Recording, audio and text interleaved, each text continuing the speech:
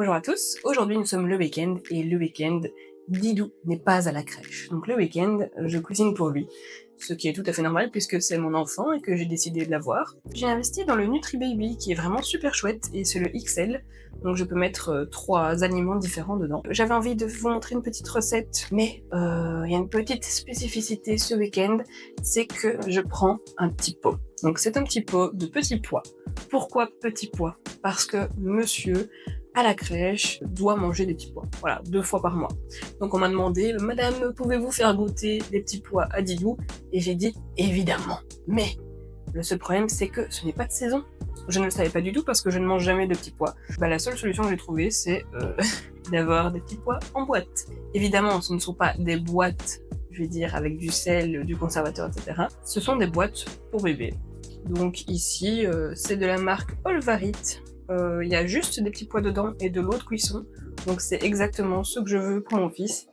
Et je n'en ai acheté que 2 parce que je le compte lui faire goûter samedi et dimanche. Après il sera lancé pour la crèche et effectivement chez nous on n'en cuisine pas.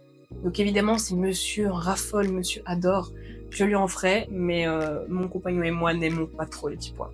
On avoue nos méfaits. Je rajoute des pommes de terre. Moi je prends toujours des pommes de terre bio, pour l'instant, en tout cas tant qu'il est tout petit, parce qu'il paraît que les pommes de terre c'est un des aliments avec le plus de pesticides. Ensuite, il vous faudra un œuf. Vous aurez besoin aussi d'eau. Vous aurez également besoin de votre NutriBaby. Voilà, tout simplement. Ou alors votre matériel pour cuisiner. Voilà, on est parti. Je vous laisse avec la suite de la vidéo. Et je vous souhaite une bonne vidéo et une bonne cuisine. Je commence par éplucher les pommes de terre. Et puis je vais les découper en morceaux assez grossiers. Je vais les placer dans le NutriBaby avec l'œuf. L'œuf, je le mets au-dessus des pommes de terre, mais c'est une erreur de ma part.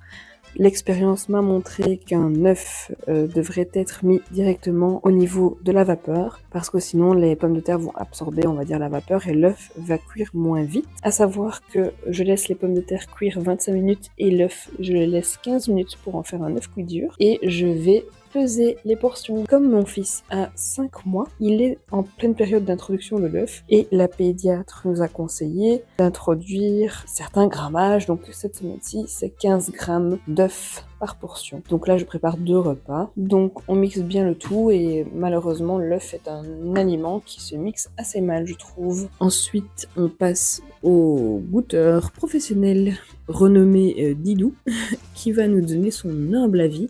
Et personnellement, je trouve qu'il a relativement bien apprécié les petits pois.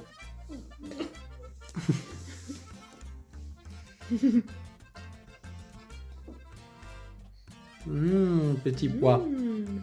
Miam, miam, miam. Un délice.